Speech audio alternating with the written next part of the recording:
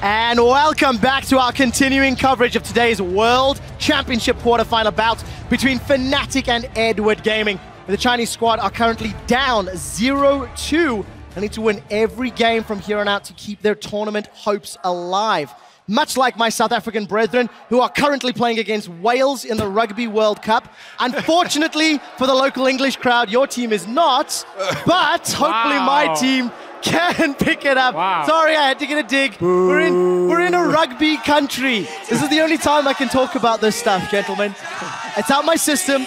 Unfortunately, South Africa is also losing to Wales, so I kind of deserve that. There you go. So, yes. Right, let's go. Pick some bands. Fnatic, blue side game 3. GP and Maud are still undefeated because of the remake, so we will need to see who's going to take the lead in that regard. And Tom Kench has been pivotal, let's say. Sure, and I expect Fnatic to just ban it away. Don't want to risk it, go first rotation on the side of EDG, as the jungle picks has been like the first picks outside of the Mordekaiser, which is probably also going to be banned now by EDG, because they clearly did not want to play that again. Yeah, I don't think it's going to get through again.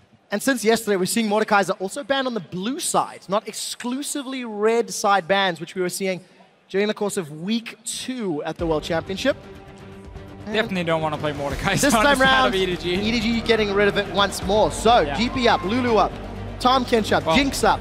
We should expect picks. EDG's bans now just to be Mordekaiser, GP, and Elise again. Target out Reignover, and Fnatic can then look to first pick the Rek'Sai like they did in the first game. Or maybe the Gragas if they want that one instead. Well, a few of those predictions have come true already. 20 seconds left. Where do they go with the rest of their picks, Deficio, if plays out as expected with Elise and then Rek'Sai first pick for Huni? Well, seeing as EDG will have the last pick, and we just saw that Riven into Fiora, we might see them be a little bit more aware of the fact that blind picking Fiora might not be the smartest decision if you are EDG, and therefore they maybe want to save that for Koro, but would require then to get like a safe control mage in the mid lane, which is not always EDG's style. Honestly, if I was EDG, I might even put Koro on something like Malphite and put all my eggs in the deft pawn basket here. One of the problems about the Malphite though is just Huni can play like Echo into it, he can maybe play Fiora into it and try and really bully him in lane. They did lose the game he played Echo, didn't they? Oh no, they won. They won. They were able to defeat AHQ. Yeah, 8, 5, and 8. 3 KDA. Oh, champion for Huni. The Sivir and Kennen steal. So EDG, Interesting. I think the Kennen takeaway is fine. I think they turn a little bit too hard on Sivir for Fnatic.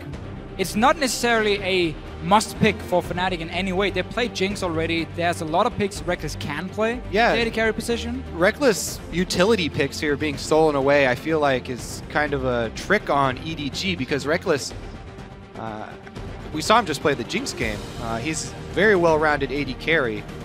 He can easily play around those stealaways. So my question is this Kennen going to be support or solo lane? But I have to see. It's obviously one of the flex picks you can use. But I think what EDG is doing is saying, because Tahm Kench and Lulu are banned, your Jinx pick is a lot riskier now. There's no Tahm Kench to save it. So by us taking away your utility picks, we will have ways of at least getting onto you as an AD carry in these big team fights. Kennen flash in, Sivir popping her ulti. I think they're basically looking at the fact that whenever the Tahm Kench Lulu has been open, Fnatic has run the utility AD carries because they were safer to run. Yeah, I mean, Janna is a really good answer to Kennen, because Janna can just knock him right back out during the duration of the ult, and because there is that small delay after you get knocked out as well, it basically nullifies the Kennen ultimate as long as Janna herself doesn't get knocked down. Adding in Gragas, though, is some extra displacement here for EDG, so it does add some versatility there. EDG definitely, clearly a Stampede comp, though. Yeah. They just want to rush him down. They want to get to Jinx, blow him up. And that's the thing again here for EDG. They're basically saying, you ban away the 2 champs to protect the Jinx, so now we try and force you to pick the Jinx at the same time by taking away your picks. And also EDG are potentially saving the last pick for Koro. We talked about how this Fiora matchup into Riven wasn't that great for him, also because he got ganked so many times. So they want to at least have the flex option of Kennen, or go something completely different in that top lane. A lot of pressure then for Koro in this last pick. He's had a difficult game to bounce back from, and mentality in the EDG camp will be something we'll have to look at. Huni will once again get his hands on Riven. He had a 73 CS advantage at 20 minutes. over Koro. Yeah, Fnatic go hard here. 3 extremely strong carries in each lane here for Fnatic. Or 1 in each lane, obviously. Thanks for clarifying. I would never have known that, Kobe. And it's going to be the Darius lock-in for Koro. So it's a little bit of the same in terms of the matchup. I do think Darius is better in the early game, though, when it comes to punishing the Riven. However, the problem is when Fnatic pick a champion like Riven that can get out of control, they will camp for that champion. So it's not just Huni 1v1ing someone, it's 2 or 3 guys coming down. Also, you know, obviously I haven't been able to spy on them in scrims, but doing my best to spy on Koro in solo queue, his Darius has not been his best champion. Of the new ones trying to pick up, Darius has been one of the worst for him. And that's why they, I think, hesitated to pick it before this. But we'll see how he does into Huni's Riven this time around. Obviously, you know, both of these junglers can have a huge effect. And there's also a much more well-rounded combo around a Kassadin. Not like the one where they try to siege with 5 melee champions and so on, because you have wave clear on a Sivir, you have a fairly strong 2v2 lane because you have Kennen support and you have Darius up top, so you have strong side lanes to back up the Kassadin and prevent that siege in mid. That's going to be key for EDG. The other key thing is trying to lock that Riven down. You know, CC is her biggest weakness. Lock her down and make her a reset for Darius. That's the key to their team fight. And we'll find out whether or not Fnatic want to once again camp for Huni, which has proved so successful. Will they be the first and only team to qualify for 3 World Championship semi-finals?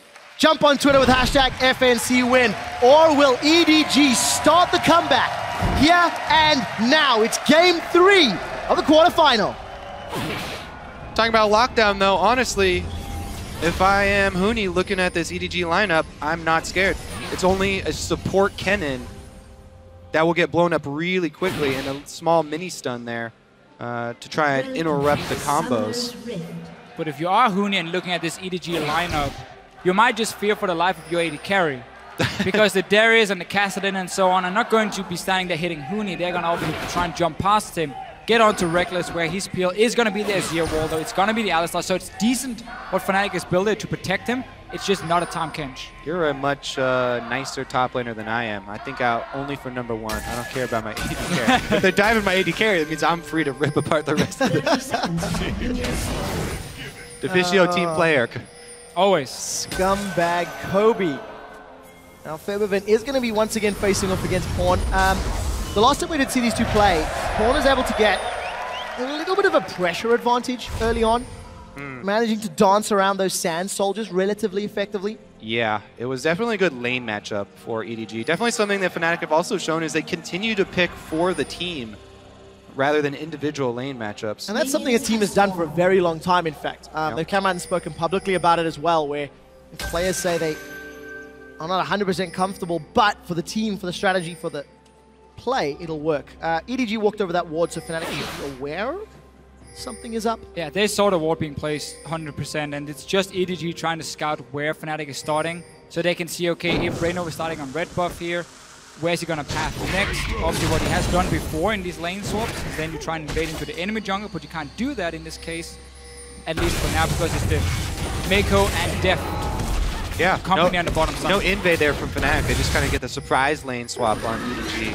And they're able to get up there very quickly. Yellowstar with the invade to interrupt the double jungle here as well. Wow. Huge amount of extra damage taken. We're going to use exhaust. Real bothersome. Red buff. Let's see. Lost auto attack. Is Yellowstar going to steal it? No, might have to use away. Flash to get out of here. Exhaust and flash to delay what, 20 seconds, 30 seconds maybe? Here's the thing. I really do like the support invades to delay jungle like that, because jungle and top lane are 2 of the biggest playmakers in the early stages of the game, because top lane is your teleport, jungler is the one working with Fog of War, moving around the map. So taking them both out, delaying them both, greatly reduces EDG's ability to make plays in the early stages of this game. Make sure you leave before the buff dies, though. And a guy hits level 2. So the execution is a different... definitely a good job from Yellowstar at first, though. Being annoying. We're going to see the fast push once again. EDG showed in the last game, also in the first game of today. They also want to opt into this. lane swap strategy, and this is still the problem for Febiven. He's picking this matchup as he enters Cassidy, knowing that he's gonna struggle in lane because Cassidy can out-sustain him with the flask and 3 potions and just keep trading kills into his face. Pawn takes a lot of damage from that Sand Soldier though. The Conquering Sand sending him forward. Reignover tried this gank before. This time hits the Prey Seeker. Once again flashes, gets the knock up, and will trade his flash for pawns. We'll see if they can return, you know, before Flash comes back up, before Pawn gets level 6. Maybe now that will be enough to curb the aggression, but they would have to just plant that with a bunch of wards as well. Coral going to get solo gold.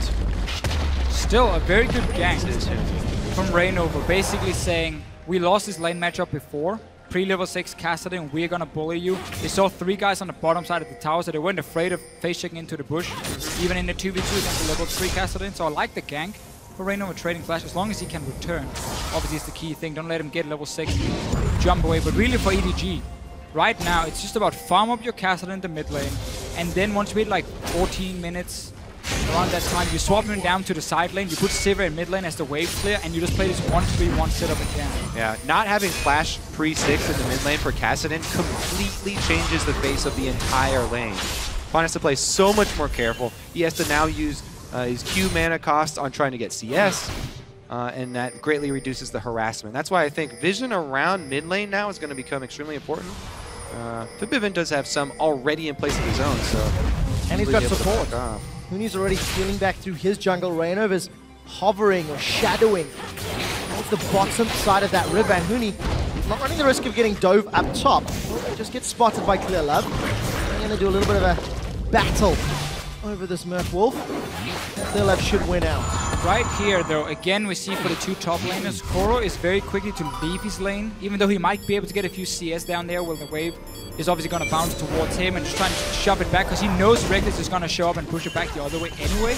He leaves instantly. Huni always stays, gets a few extra CS, and it can matter. It might just be, you know, 2 minions total, but that experience can give you that 1 level up you need to beat him then later on. So what do we make of another trade? Top Fnatic tower for bottom EDG tower, just straight up saying, you do you. Avarice Blade was picked up early by Deft to the second Dorans for Reckless. Yeah, and you mentioned being greedy. Huni, once again, he's getting a little bit of experience here, gets into the range of the minions dying, but being greedy does have its cost sometimes. There's a teleport here, or there's a ward here they can teleport on, and Clear Love's already in place. It looks like seeing Rek'Sai is enough to dissuade EG from going for that tower dive. Or does it just delay it? So it's not about playing the ward. TP can still happen. Look at the positioning of Koro at his tier 2 tower. He's just waiting. And now Huni realizes, okay, I don't have backup anymore.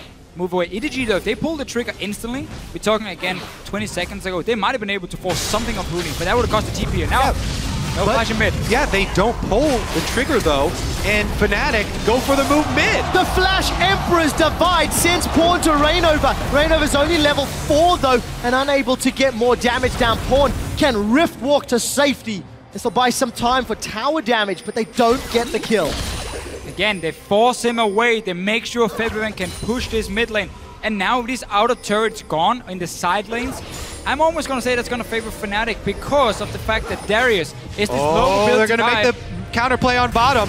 Huni is teleporting in for Koro. Flash comes out, followed by Yellow Star, and Fnatic should pick this one up real clean, real simple, and it's first blood to Huni. I really like this play. Just very quickly got to talk about how getting these towers down, Darius with so little mobility, only has the flash, he's just stuck there. Fnatic instantly just capitalize and kill him. The reason why Huni can't afford to play that aggressive is because Riven has not only 2 dashes, not only flash as, you know, Koro also does, but 2 dashes in her kit. Very mobile, and he was looking to outplay that. So EDG don't pull the trigger, but they forget about the mirror play, the exact same play on the bottom side, and Koro gets himself even deeper into a hole. Huni had already, by the way, been able to leech half a level lead just from being in minion wave range, whereas Koro was not in range.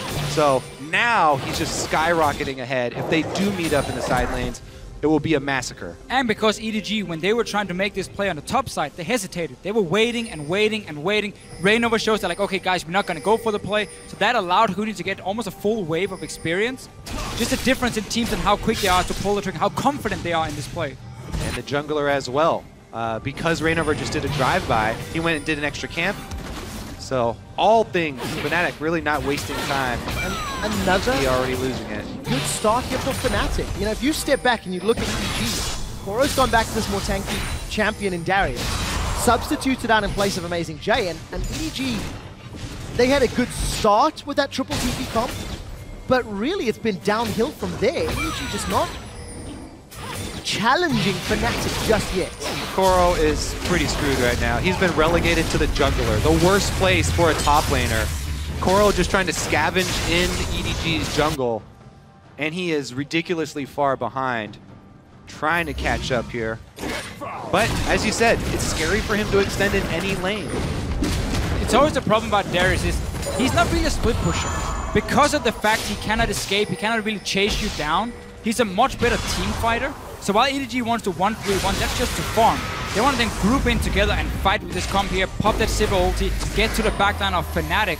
But if they start falling behind in these lanes here, especially if Huni once again gets going on this Riven, nobody can 1v1 him on the side of EDG. So that's a split pushing advantage for Fnatic, while Febiven is sitting and just wave playing mid over and over.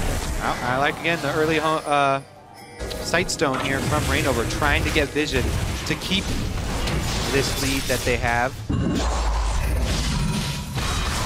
Again, calculated play from Fnatic, setting up around that dragon. We've got a numbers advantage down there. Good early game. 9 first bloods out of 9 games played. Fnatic really know how to get their players ahead when they pick a lane together. Yeah, exactly. This lead that they have is transitioning into a big CS lead for Reckless as well. Because they have the advantage, they can rotate him over to the giant minion wave to pick that up. And he got a huge influx of cash recently. Now he's got the BF sword pushing up on secondary turret bottom. Fnatic also have the wards to back it up. Huni should not be too greedy now though, because his team is making a play in the bottom side of the map.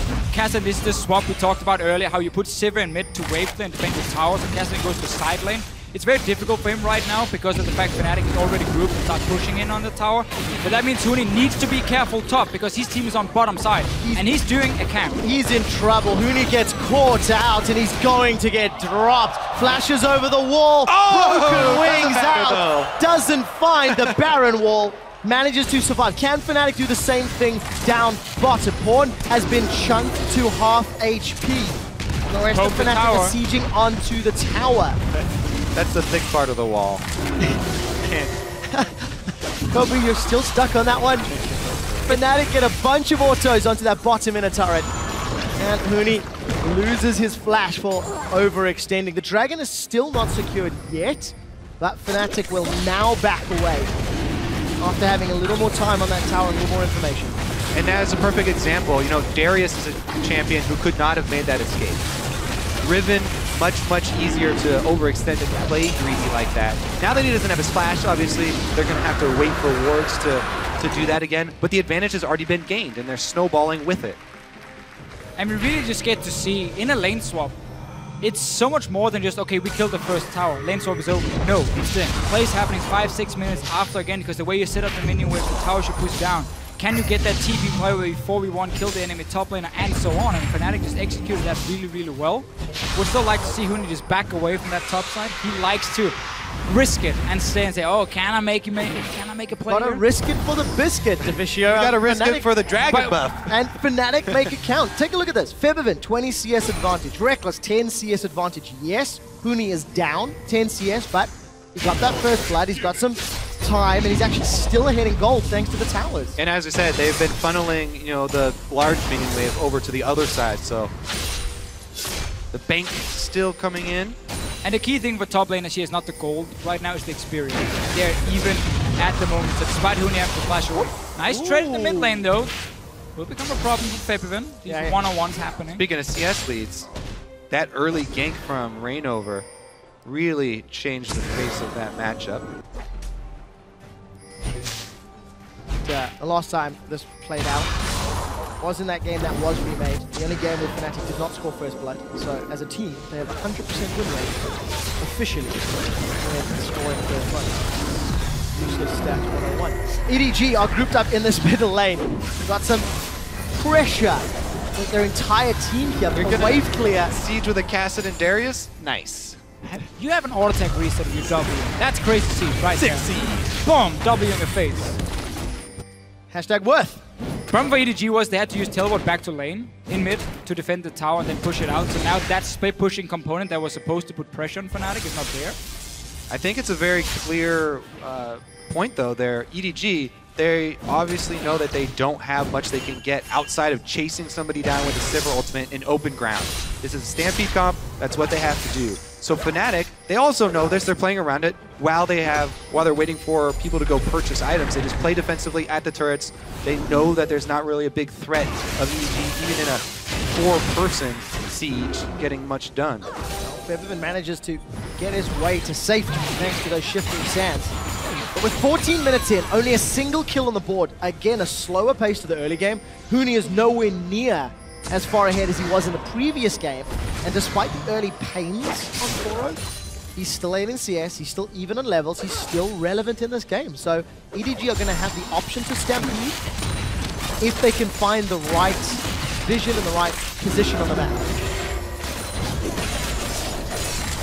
Still, no teleport for them at the moment, so Fnatic can send someone down to catch the wave at the tier 2 tower. It's hard for them to push as well due to the fact Deft has so much wave clear. So again, we see how EDG really wants to position on the map. 2 side lanes being pushed in with double teleport, Sivir wave clear in mid, over and over, and then you collapse and you get the flank going with Darius and Cassidin. Fnatic should be able to ward against it very easily though, because if EDG are keeping the AD carry mid, they don't have really any pressure, so it's hard for them to invade into the jungle of Fnatic without risking face checking and then get down these deep wards. That's why you see the jungle at the moment is almost empty of EDG wards, so they can't really collapse on Fnatic at the moment. Just have to sit back and try and farm because you have one spike behind. Dragon's a few minutes away. Crowd is definitely anticipating the next move. 1,000 gold separates these teams. Farm looking better and better for EDG as that Rod of Age is slowly stacking up. It's a couple minutes late for board, but not too terrible. Dragon's going to be about 3 minutes away. 2 minutes rather, as the clock just pops up. So let's see if EDG can set up any vision or look to challenge. They've got a couple of wards in that area. Just got a few put in there. Fnatic do have the chance to go back and get some pink wards as well before it. But this push in the mid is again what we're going to keep seeing. There's no wave clear at the moment, and Jinx will take down these towers. Are they going to pull the trigger?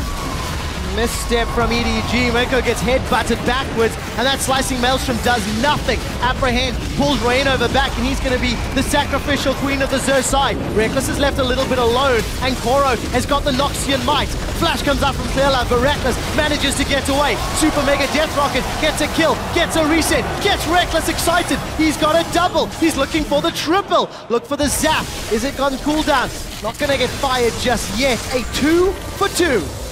A bit of a weird fight for Fnatic. Engage happened. Very nice headbutt from Yellowstar at first against Mako. Getting that cannon ulti away, but Febiven had to teleport in. A bit delayed, and they had to give up at least Reignover at first. And again, you are left with Jinx and Azir up though, so Fnatic can take an objective afterwards. They get a lot of damage on that turret.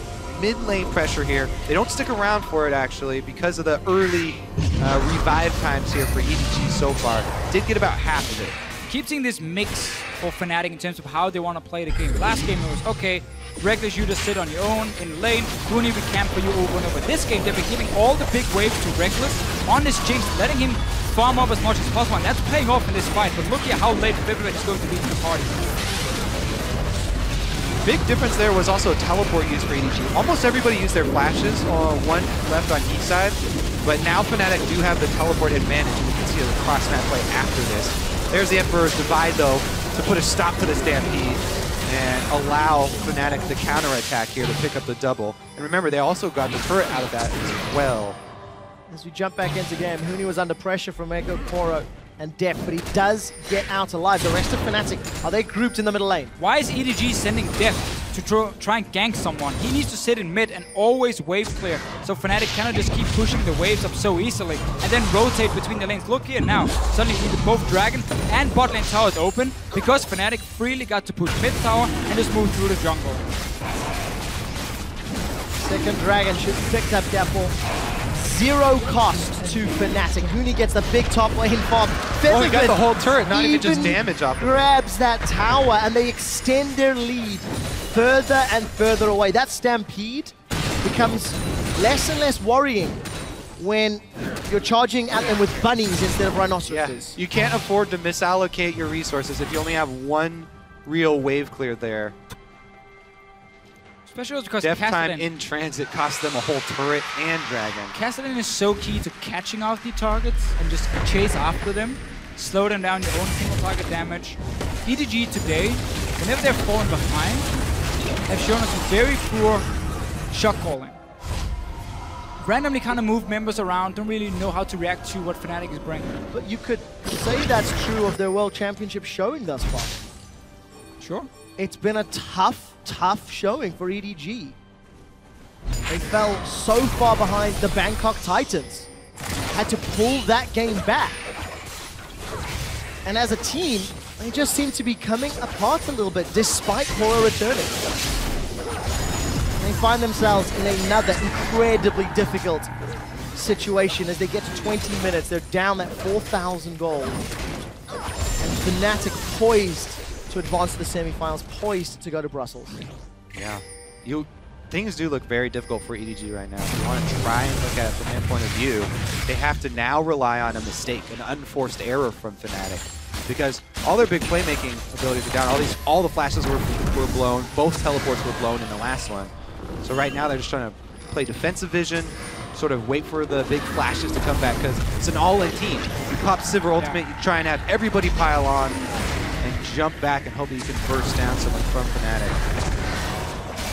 Meanwhile, Fnatic keep taking more, not allowing EDG a moment. Red buff stolen away. Febiven takes away a bunch of hit points on that top tower. And with Huni has teleport available, he is matching Pawn split push.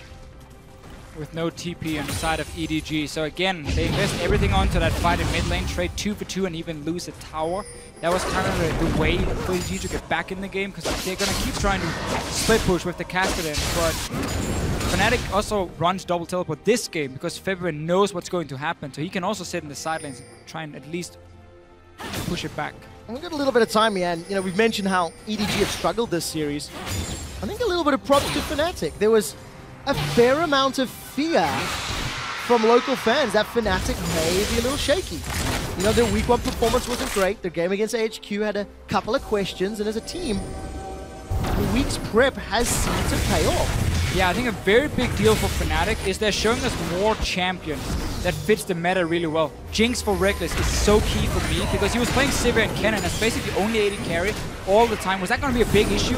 Turns out that EDG thought it was, so they picked him away, but he just picks Jinx instead. And it's even more funny that even if they have Reckless on the end game carry and they're feeding him all this farm, they still have Huni on a snowball champion Riven, who's actually playing a sort of utility role. He's split pushing so well, using the mobility so well to gain map advantages for his team. Meanwhile, they get their tank that they need in the support pick. Yellow Star on the Alistar.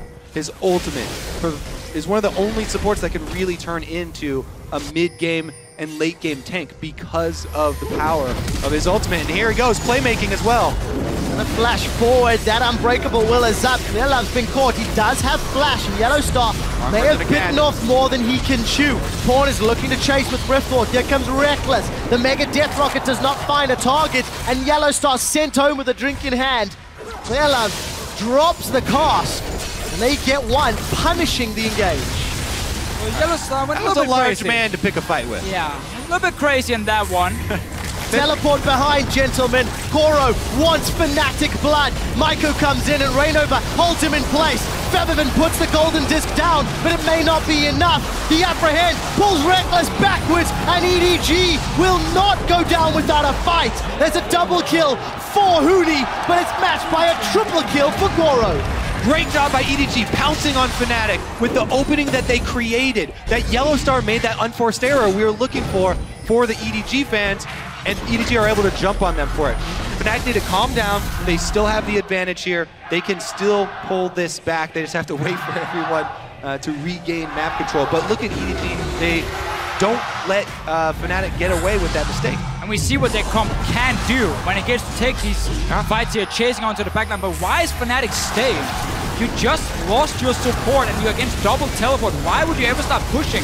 That's what EDG really can punish. Great move here, get the flank, get Febiven down instantly, and they win the fight. Fnatic cannot make another one of those mistakes, because then suddenly they cast it in and so on, and start getting completely out of control. Yeah, I still think that Fnatic can regain control of this 100%. fairly easily, though. Still in the lead. Kobe, you talked about the Riven, the snowballs ahead or snowballs behind. At this stage where he's got a small CS advantage, what's the relative power level of this between, I don't know, Yamcha and Super Saiyan? No, but seriously. Pre-Super Saiyan Gohan. For Huni, not the... Actually, it's a Piccolo. It's a Piccolo? Yeah. One arm or two?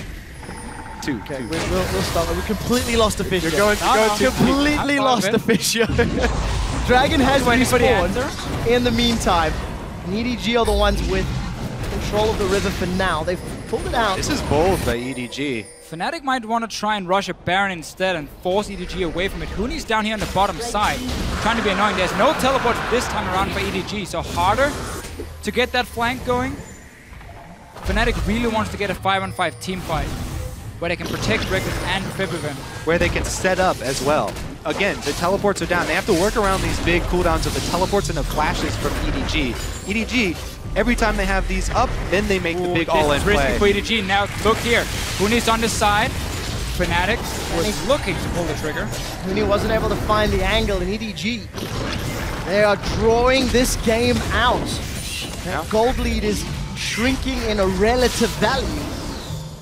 And that's their first sort of aggressive, positive play that we've seen in a long period of time. They've shown that they still have bite. Fnatic not afraid, though. Well, this Yellow Star engaging and then putting his team in a disadvantageous position and actually cost Fnatic the control in the map frame. Sure, but like that mistake, okay, that happens. You back away, then if you are Fnatic, you don't start pushing against EDG with two TPs behind. That was a series of mistakes. Compounded event, yeah. That was really the big one for me, at least. Now, Huni, we talk about him on this Riven. This game is not going to be about him. It's Febiven and Reckless, the damage they can deal in these big team fights. If Huni can be annoying and trade his life for death, it's almost worth it every single time for them. And this is where the absence of Tahm Kench this time around really does start to mean something. Def does not have too much safety here against Kassadin. Kassadin, now that Pawn also has Zonias, can jump right in, chunk him out, and look for the re-engage with the rest of the Sivir boosted team. See if they can enable those reset dunks from Koro on that knocks into your team. And that's the one for me as well. With Kassadin, he can go in and be annoying, but he needs the rest of the team to follow him. He needs to set up that Darius to get that first kill. So Flash and TP for Koro are so key in these big team fights, because otherwise he's just running at them with this big axe, and it's very difficult for him to get to the back line against an Azir wall, against an Alistar and all this kind of CC. So really Koro's positioning in these fights can win the game for EDG. 40 to 50 seconds on both Flash and Teleport for Koro. Pawn not far off, so EDG will have all their summoners available shortly for Fnatic. They farmed themselves up a game, a noticeable lead. They know the teleports are down, and EDG are going to be so late to this Baron party. Nelab and Mako are nearby, but Pawn and Koro are not. Baron's going low, 1000 HP, it will be secured as Reignover smites it down. Yellow Star's on the front line drawing attention, and Maiko, he's dropped. Reckless is looking to run down Nelab. Pawn has arrived, and Huni's on the back line. Febiven gets the kill. It's the carries Defisho wanted to see. The key strike will stun up EDG as Yellow Star re-engages. He gives his life for the cause, and a flash forward for Reignover gets the knock up to shut down the kill for Febiven. Koro's down, and Fnatic with a 4-on-3 siege. Redemption play for Yellow Star there, out of the Baron pit. Didn't even have to use Flash for that engage. They take the Baron, and they're able to clean up right afterwards. Now, the Baron-empowered siege, Fnatic can push into inhibitors. This Alistar pick here again for Yellow Star. When they take Baron, he's always denying the enemy jungler the chance to try and smite it, headbutts him away. It's a very, very smart play from Fnatic, but also EDG trying to take a blue buff while Fnatic is sitting around that Baron for the last 5-6 minutes with no teleport. Super risky, and they got punished. With all the damage that Fnatic had, you know, the 3 lanes of threat, they can burn this down. They have Huni. And look at Yellow Star. Huni didn't even have to teleport in. He just followed along. Febiven absolutely destroying the support Kennen there. Didn't even get the blue buff. Not worth. Well, EDG out of position and Fnatic punish it ruthlessly. How he's gonna get it. They can taste He was preparing victory. the blue buff. Hey, it'll have a longer duration now. Yeah, well played. 1 blue for 5 purples. Good trade, good trade. You actually stumped me with that one, Kobe. Wait, you don't... No, I know. Baron- I know. It's 5 purple bucks, but it's not the same value by any stretch of the imagination. I think that's the whole point here. You need to add Thank the you, Trevor. Kappa to the Actually, end of that one. Yellow Star doesn't have one. It's only 4. Now is it worth? Okay, there we go, there we go. I'll take that trade. I'll take that trade. Reckless with that BT, Edge, and Shiv pushing a wave in. Pow Pow wants to take down this inner turret. Febiven did so much work to drop it low earlier. He's gonna flank. Let's find out. They have to win this fight. Is thrown for death. The body slam gets interrupted, and Clearlove cannot chase further thanks to the Flame Chompers. Reckless takes him down as Koro and EDG are running for their lives. The Flash Wind Slash does not dash anybody's life, and Huni is alive thanks to Face of the Mountain. Yellow Star saves his life. The AoE rocket from Reckless get the second of the fight. They've got the tower and they're on the in-hit. Once again, I'm looking at Yellow Star in these fights here. We mentioned how Koro has to be able to get to the back line to get the reset instantly. Headbutts him away, zones away here, make sure his carries are sitting so far back, they can deal the damage, and EDG couldn't get a flank. Also, Febiven laying down the soldiers as they kite, and then instantly turning. So much DPS coming out of this Fnatic lineup. Fnatic have broken the base of EDG at 30 minutes. And the coordination for EDG completely died. Why don't you have a double teleport with home guards coming in here? If this is the fight you're looking for, look how hard it is to reach the backline. Yellow Star denies Koro, and suddenly 2 carries are sitting back here from Fnatic, and nobody's even close. The Kassadin didn't even have a chance to reach him. You gotta coordinate the double teleport in if you wanna aim for these 2 carries. So close to killing Huni. Huni wants to kill Pawn. They are equal on level. There's a flash available for Pawn, so he's going to buy some time. Rift walks over the wall, then flashes away. Gets caught by the zap. Keep going, Febiven. And Don't let him get away with this. Not that time. No flash. Pawn manages to get away, but Fnatic get the dragon. That's their 3rd. Yep, they're going to shove right up bottom lane here as well. Darius actually is getting a pretty good push on top, so it'll buy them some time. EDG, though, definitely very difficult defense coming up. Well, Fnatic looking to be the 2nd European team in the top 4 at the 2015 World Championship. They need to knock over 1 more Nexus. And they've got EDG against the ropes. They've looked so good this series as well. After stumbling in week 1 of the group stages, Fnatic have made such a good recovery here at Worlds. And it's a team that really prides themselves in being able to prepare for these best out of 5 so well. They talked about how they didn't have enough time to prepare for week 1. Didn't have enough information maybe to prepare, and now that's probably going to be a kill. Well, the great chase continues. Born's going to rift walk over. He might be able to kill Febiven, and he does! Born gets 1 before Reckless zaps him down. Gets excited and looks for more. Yeah, he's got the double buff here on Reckless as well, but doesn't pull out the chase. Fnatic now, they do have minion wave pushing in top. Even without Febiven, they might decide to push this up because Febiven does have teleport, so they can prep the siege while he's dead. Gotta farm the jungle. And have him teleport in. Yeah, well, Huni's been playing the utility role this time around. He's got the Ghost Blade even with the early Last Whisper here. Is that a support item? Yes, the support Ghost Blade. Well, Huni's continuing to pull side lane pressure and threat. Farmed up another CS advantage. It's a really, really important thing too, because earlier in the group stages, several times, you know, Huni will be sort of wandering through the jungle and get caught and cost the team a kill. However, this game, he's done so well at escaping every single time. Not every single time. Most of the time when EDG collapsed. The rest of the team was able to secure buffs. I mean, Koro and Pawn were moving towards their bottom lane. That Huni was pushing in when Fnatic took the first Baron. 6,000 gold Baron power play. The 6th largest, in fact, of all Baron plays at the World Championship. Baron has been wearing the Fnatic jersey today, that's for sure. He's been helping out a lot, but really for EDG, seems to me they were surprised with Fnatic changing up the strategy from time to time. Now the fact they suddenly play around Reckless a lot more as the carry, and Febiven, of course, in the mid lane instead of Huni, where EDG maybe were expecting every game to somewhat be the same. Okay, they're gonna camp for Huni and then we're gonna try and shut it down.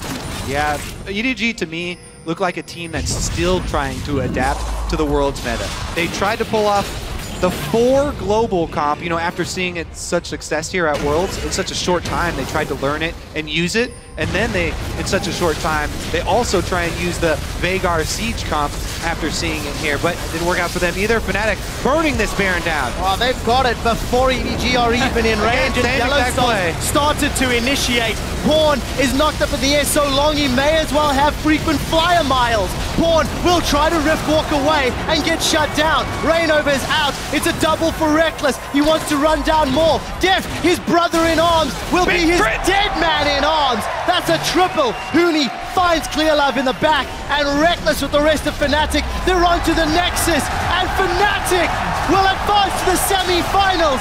The only team to do that 3 times in the World Championships.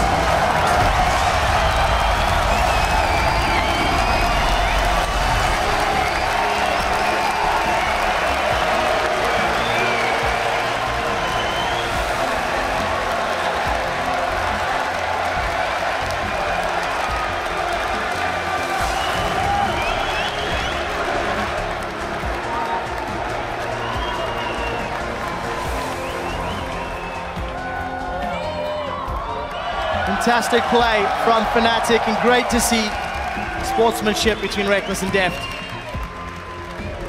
But truthfully, on this day, Fnatic simply outplayed EDG in almost every way. Hey, we had a lot of questions coming in here for Fnatic. We didn't know what other AD carries they would play. Would they sometimes play around Reckless? And they did. The euphoria is running high, with China now being eliminated from the World Championship. The only teams that remain are from Korea and Europe. We're down to 3 semi-finals locked in, and 1 more to face Fnatic tomorrow. But for Fnatic, what a way to go. 3-0 against EDG. Very, very impressive series from Fnatic. And the teams tomorrow, the Korean teams going up against each other, are going to be looking at this as well. Can't concentrate on that right now. They've got work set out ahead of them. But Fnatic definitely look to be contenders. Yeah, again, we see new picks, new strategies coming. They're mixing it up. That's what I feel like a lot of European teams always lacked. Like, they had like one good strategy coming into a World Championship, but it wasn't enough to really be a contender. Now Fnatic are showing all these different styles. Origin has been playing well. So it's looking very good for these 2 teams. They even show that they're not too scared to give up the banning on Mordekaiser. They did ban Tahm Kench, so they knew where the real that's power good was. to see, because the real power for comes Fnatic, in great health. I think it's important to note that as a team, they address their weaknesses. Yeah. Something that we've seen from this team from week 1 to week 2, there was growth. Week 2 to week 3, there were questions, and now those questions have been answered. So as a team, they're showing development. Unfortunately, the same cannot be said for EDG, who now exit the World Championship. They substituted amazing Jay for Koro, and maybe his Fiora was okay at times, but it just did not bring the magic ingredient that EDG needed. Didn't feel like they were able to adapt enough to all the changes. Fnatic, though, they definitely, as a team and as individual players, made so many improvements. Yeah, and again, Fnatic talked about how coming into week 1, they didn't have enough information and time to prepare for those matches, and the team didn't feel like they were playing as Fnatic.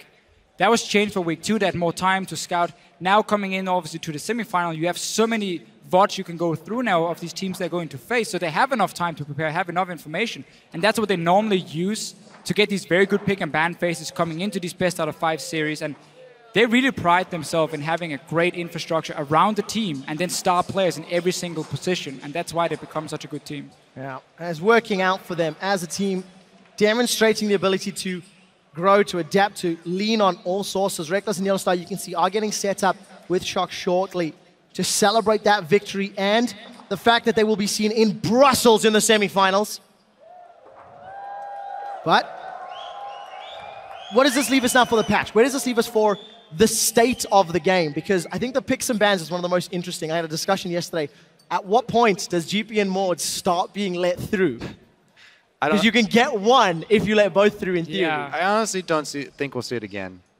Maybe really? Not at all? I think we're going to see it, but not like it's going to be open every game. I think the way to look at it, right, on red side is there, let's say, a Tahm Kench pick that is so important to remove that Mordekaiser goes down in value? Often not, because Mordekaiser and GP is that strong. So I'll amend that. I don't think we'll see it until a team is already down 2 games and they're feeling like they have to pull out something. Why not game 1? Why not game 1? Yeah, game 1 you can surprise. You've got a game to play with.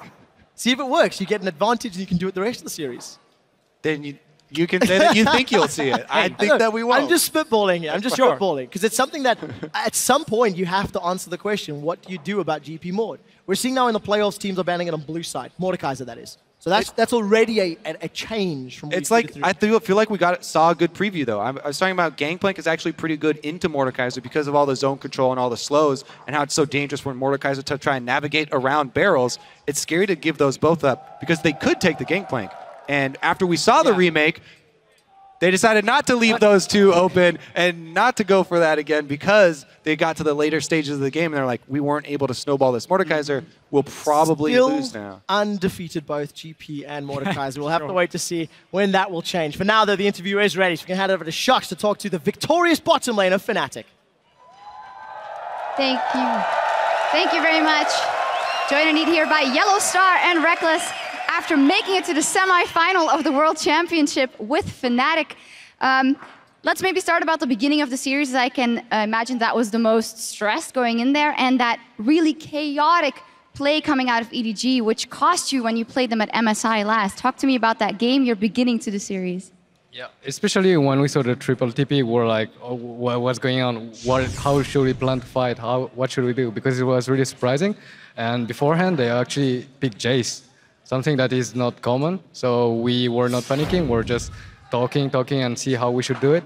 And in the end, we found a good plan, and we executed it properly, so it was smooth. It was smooth. Reckless, how did it go from that point on when you knew that even with some strategy that you hadn't seen before, you could beat them? How did you take the rest of the series? I think we took the rest of the series quite calmly, honestly. I mean, game 1, they showed something we haven't even practiced against or seen before.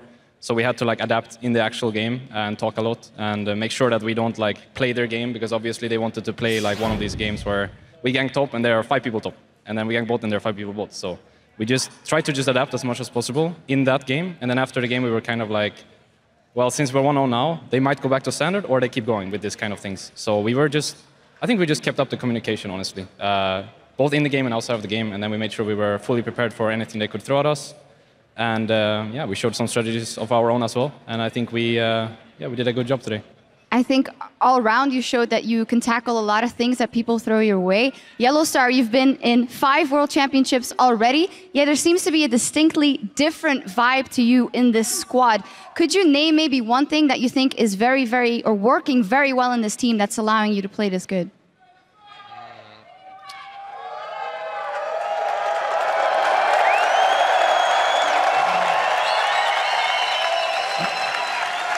You can just go ahead.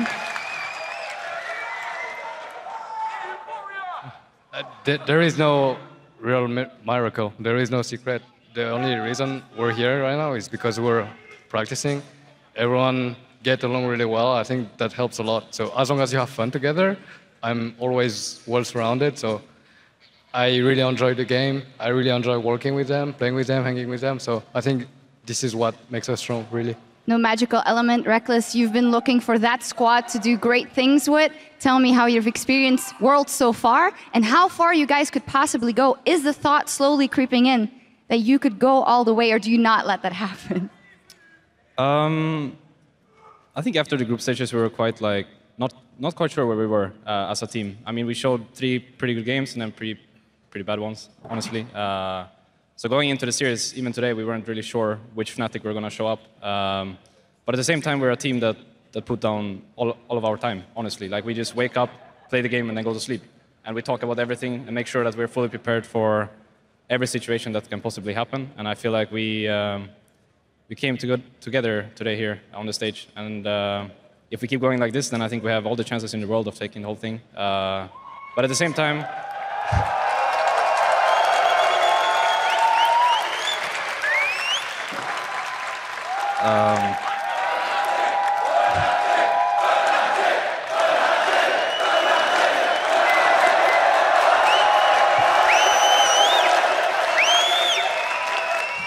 okay, to continue on my point, I feel like so far we've been taking day by day, and I don't think going away from that is something we should look to do. So therefore, KT and Ku is our next enemy, and we're going to put full focus on them tomorrow and then prepare fully for next week.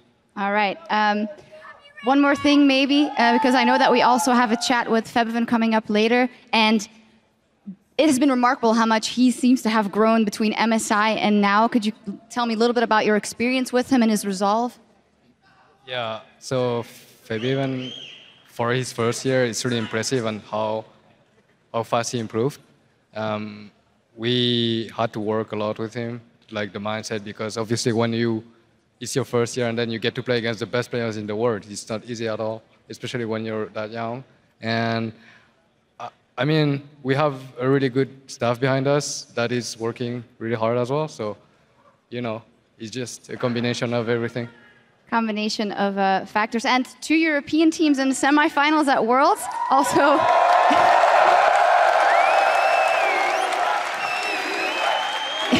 and one of them is you guys. Finally, is there anything you want to say to the crazy fans here in London, Yellow Star or Reckless? I mean, Paris was awesome, but I feel like this is our place, you know? Like, London is our place, Brussels is our place. And then Berlin after that is our place too. And with 2 teams in the semifinals, there's very high chances that either of us makes it all the way. And I expect all of you guys there.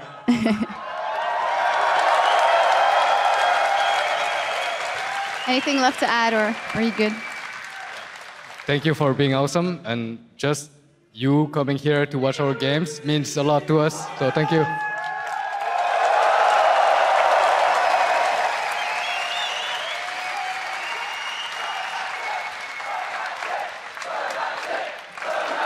The cheering will go on and on.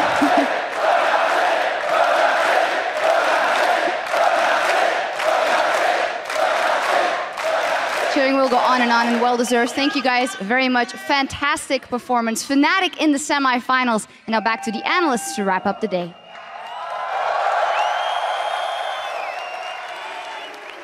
Thank you, Shocks. A much-deserved victory for both of those gentlemen, as well as the rest of the Fnatic organization. The 3-0, not exactly what we expected. When we had talked about this matchup at the beginning of the day, a lot of us were thinking we were going to go to 5 games. But here it is, the 3-0, pretty commanding. I thought that Huni was going to get a lot of resources and roll over Koro, who we haven't seen in 2 months.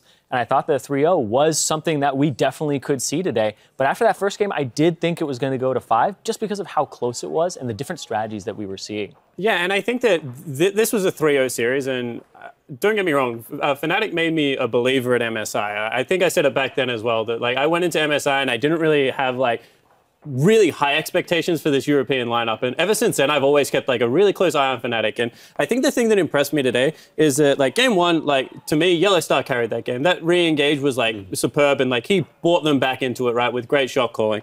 And then the second game that they won, it was all about Huni in the carry top lane. Then this game is legitimately a protect the Jinx comp that they run through the AD carry, who just absolutely goes off. This is a team that won 3 games in 3 completely different fashion and was looking to win game 1.5, the one that didn't complete, by stalling out a game when they're normally an early game team. If you can play League of Legends in all these different fashions, every single time you get on the Rift, you go with a certain kind of advantage. And EDG didn't show up in the way that I expected today, but that is partially because Fnatic didn't let them show up in that fashion and play commanding League of Legends. Something I want to add, in the final game, the EDG's draft, it kind of felt like one of those drafts they did in the group stages, where it's kind of reliant on the enemy to make mistakes. We saw this one moment where they TP'd in and kind of did this pincer movement on the Fnatic roster where they actually took a good fight, but Riven, of course, Huni kind of saved it. He saved it big time. And them drafting like this feels kind of disrespectful. It kind of plays into what you've been saying all the time, that Chinese teams are a bit cocky coming into this.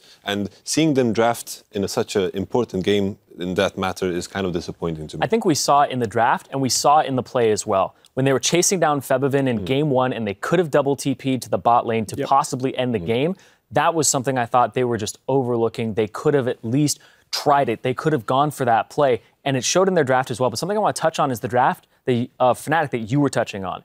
Because not only are they getting a great draft that they're comfortable with afterwards and they get to pat Daylor on the back, they know how to play whatever comp they come out with. They're saying, this is our win condition. This is what we need to do to win the game and put ourselves in the driver's seat. And I believe Daylor and Yellowstar are the two people to credit with that, because right before Champion Select ends, they're figuring out what are we doing, how are we playing the first 20 minutes of this game, and they take over with in-game shot calling, and I love that. Yeah, and that's what I really want to hit on here, because when I talk to Deficio, and I talk to him a lot about the Chinese teams, we say that EDG, like when we give them a name, are like the chess masters. When they're playing the best League of Legends, they're trading pieces with you until they can take your king. Like, that is legitimately how they play the map. What happened today, which is why it's so impressive for me, and now why I'll watch Fnatic even closer, is that Fnatic won every single one of those trades in the end. And then even when it looked like EDG was going to make that game-winning change, Fnatic just did something, right? Like, they kited out with Victor for long enough to save the game.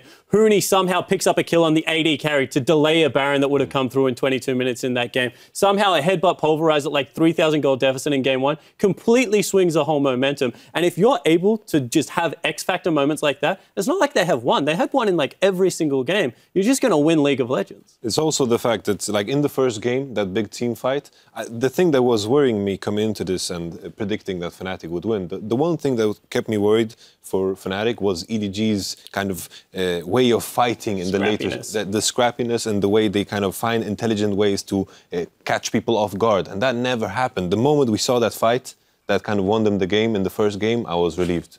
Well, and that's where I want to get into the scrappiness and this game in particular, because like, yet again, we saw EDG draft themselves into a low wave clear comp that has a difficult time sieging, slightly better because they have the Gragas and the Sivir together, so there's slightly more engage, and they at least have a ranged AD carry. But they continued to draft themselves into these compositions, and this goes to your point about the Daylor and the coaching staff for Fnatic responding in kind with a perfect composition to counter that. And where is it coming from, or what is the stubbornness for EDG that they wanted to stay in that mode? So one thing I will say is EDG, in my opinion, and I think a lot of Chinese fans' opinion, is they're the best coached Chinese team. So this just shows, like Aaron and his coaching staff, they have people like Reaper that are like great Korean players that like train their top laners. Like, they are honestly a very well-coached team. But it speaks to the fact that when they play against Chinese teams, they are missing part of the meta currently, because it looks like right now, China versus China is all the Chinese teams are giving us, and the rest of the world has somehow figured out a meta that China cannot play to. They look underprepared compared to the Europeans and the Koreans. Now, Fnatic came up big today, and playing a huge part in Fnatic's sweep to advance to the semifinals was their mid laner, Febiven, who racked up 16 kills and dealt over 36% of his team's damage across 3 games, earning the title of Player of the Series. Not only was he consistent across these games in particular and playing at an extraordinarily high level as a rookie to be a top 4 mid laner here at Worlds and put himself in that position in the semifinals, this is a guy that plays so many different styles. When we first saw him, he was a Riven one-trick main mid laner. Then he decided, you know what, I'll play some Xerath, Azir, Orianna, and now he's playing so many different things. And this is the thing I love about Febiven, is he's not just a one-style guy. We see people who don't have that versatility to him, but he is definitely the full package mid laner. And what's funny, Spawn, you talked about how the team had game-winning X-Factor moments or stars in each game. You know, Yellowstar game 1, Huni game 2, and then a Jinx game 3. None of those are Febiven, right? but all of 3 of those were made possible by the consistency of their mid laner, and that is why he is landing in this spot of Player of the Series. And one thing I want to say is, like, doing it against other mid laners, sure, that's impressive. Doing it against Pawn 3 games in a row, 4 games in a row actually, because they played 4 games against each other, is just like out of the world crazy. This is a guy that is like, he absorbs people's powers and throws it back at you, and Febiven was just able to take it to him like every single game. And of course, it's like I'm just still in my mind drawing the comparison to him facing a Pawn at MSI, and it was just night and day. And today we had this glorious mid lane matchup that was so even throughout the game. He's just a sponge of knowledge, and he just keeps getting better. He's soaking everything in, not just pressure, but information. Well, why don't we hear from the man himself? Right now, we've got Jat standing by with our Player of the Series. Thanks, Dash. I'm joined here by Febiven, who just 3-0'd EDG. You've had a small amount of time to kind of soak in the victory. How do you feel in general about that series?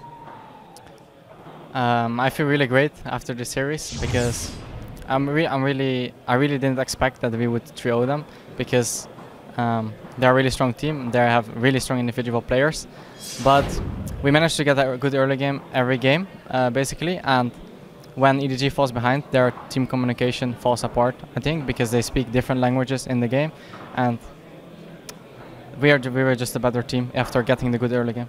It definitely felt like you guys carried a lot of momentum throughout the series as well. In the interview just now, Shox asked Yellowstar about you specifically and said that you have worked a lot on your mindset this year. Do you want to talk a little bit about what you've done to improve, especially your mindset in game?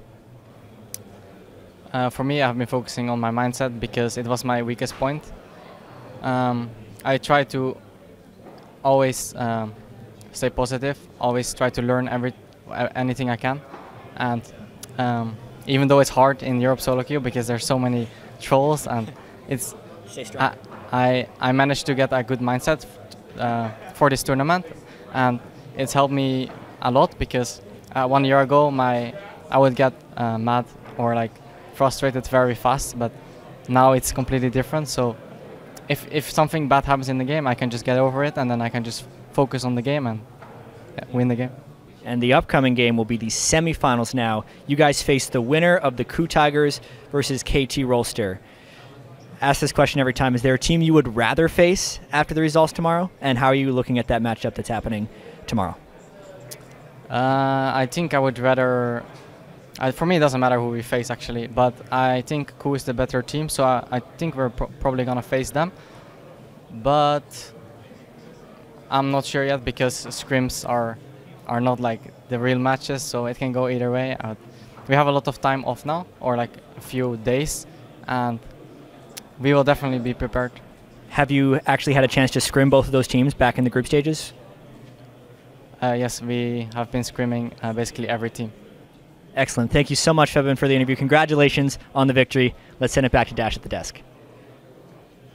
Thank you, Jat. I think his point about his mindset was particularly obvious in Game 1. Because it was so hectic and crazy, we saw Pawn making plays in other lanes, and that didn't shake Febiven. He still managed a 30 CS lead up and picked up 2 kills of his own to match Pawn. And I absolutely love that, too, because when there's 3 TPs, and even Yellowstar was talking about it, it's so frustrating. They're all over the map. You don't know how to counter this, and you have to come up with a strategy mid-game. But I also want to talk about what he said, where he said they had a good early game every game. On the 9 games that are on record here for Fnatic, they have gotten first blood in every single game of the World Championship for them, save for the remake. That's incredible. They're having such a great early game, and they're knowing what to pressure on the map, when to pressure early. That gets them that lead, that gets them to play their composition out later. I just want to know what the heck they feed European players, because they are so chill. That's like the biggest game of his life. He like gets man of the series. But like in all honesty, like speaking about his mindset, like there was a moment in one of the games, I think it was game 2, where Azir altered Pawn into his jungler, and his jungler completely whiffed the gank. Like he tunneled under the Azir ult to be on the wrong side. Like if that was me, like once again frustrated, pick on my keyboard, but like, you can just see that he's like cool, calm, and collected the whole way through. And this speaks to like how good Fnatic are as a team. They can make fumbles, but it's not about the fumbles because you forget them so quickly because of how many good players they have. Spawn toxic. It's Not in just to my keyboard. Just to the keyboard. Okay. It's like when I hear Febiven speak about his mindset, this is the mindset as a coach you want in every player. The beauty lies in the process. You always take something good out of anything that is bad. No matter how bad some games go, you need to take what is beautiful in it because you can learn from anything. And me hearing him saying that gives me goosebumps because I love hearing it. But he's apparently learned that mindset, and it's been kind of given to him by his teammates and Daylor. What would you do? How would you get this mindset into your players? Are you still working on that? Don't get me started. I'll speak about it. I need a 30 That's minutes. for later. That's for after this show. Accolades for Fnatic all around, but Fnatic's coordination was really on point in today's games, and Mr. Xavier took notice, writing, "That Baron fight, the wombo combo of AoEs, EDG just melted." Let's check out your world's big play of the day. Jumped in. Def has got dunked by the Cataclysm, and he's dropped. The grand challenge is onto Huni, and it procs, healing up EDG, but it does not matter. Goro's killed through the heel. Clearlove stunned up by Reckless. The Pulverize connects. Fnatic find 3 kills. And Yellowstar, the captain, the shot caller for the team, makes the play. He dodges the hook from Mako, circles around, Rainover teleports in, and they're able to get that fight they want. The thing that makes this play so impressive to me is the only international tournament we'd seen so far this year, like for a Riot affiliated one, was MSI. And EDG won that tournament off 20-minute team fights into Baron. And Fnatic, in game 1 of a series against EDG, just completely stomped them in a 20-minute team fight. It was 20 minutes, 50 seconds when it kicked off. Took Baron, took the game, took the series. They did it like nearly every single game. Like, you cannot ask for more growth out of a team. Yeah, for sure. Right after this fight, I was relieved because I thought this was the only part of the game where EDG would completely crush them. But I got relieved. I could breathe out. Yeah, they were down in kills as well right before that fight. Fnatic was clawing back. That TP from Deft, though, that's what I was talking about. When you bring TP on an AD carry and you don't use it correctly. Yeah. But once again, never underestimate pressure in a game. If you surprise a team like that, people are going to make freaking mistakes. Deft is like one of the best AD carries in the world, and he just completely fumbled it. I felt in that particular game, even though Fnatic might not have been prepared for this particular strategy, I don't feel like EDG were too prepared with this strategy. Exactly. Because in the 20-minute mark, it kind of felt lost. That we didn't really see Jace being That was the active. question mark. That was the question mark. That was It the reminds me question of mark when in the business plan. Maple took cleanse instead of ignite on Ahri, and he didn't feel comfortable with it, and he cleansed in front of a Gragas that had no HP. Right? Sure. You have to be trained with these things. You have Fnatic's win leaves just 1 spot open in next week's semifinals, which will be claimed tomorrow when KT Rolster takes on the Coup Tigers in our last quarterfinal showdown.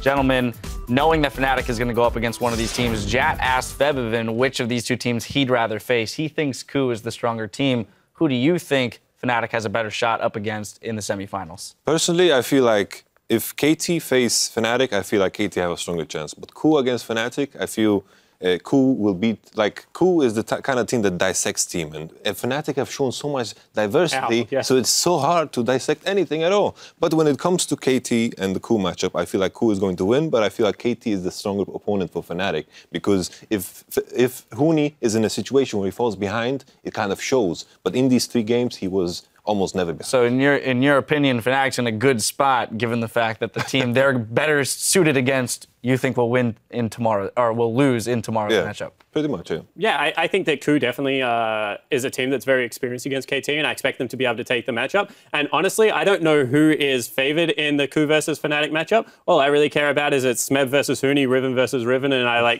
if there was a blind pick game 5, I wish I could just see that one-on-one top lane. Well, matchup. there's not, so let me crush your hopes and dreams right now. Moving on to Irene. I think it's going to be KT. I feel like I'm on the someday train right now. I love the way that guy plays top lane, and I want to see him up against Huni just to have that clash of the Titans. Yep. All right, well, we will be finding out who they'll play tomorrow when our coverage of the Korean Clash gets underway tomorrow at 2 p.m. Greenwich Mean Time. That's 6 a.m. Pacific, so rest up, gentlemen. Until then, we need to go on cooldown. Be sure to stick around for Worlds Tonight, which gets underway in just 15 minutes. And on behalf of everyone here covering the 2015 League of Legends World Championship, thank you for tuning in, and we'll see you in solo queue.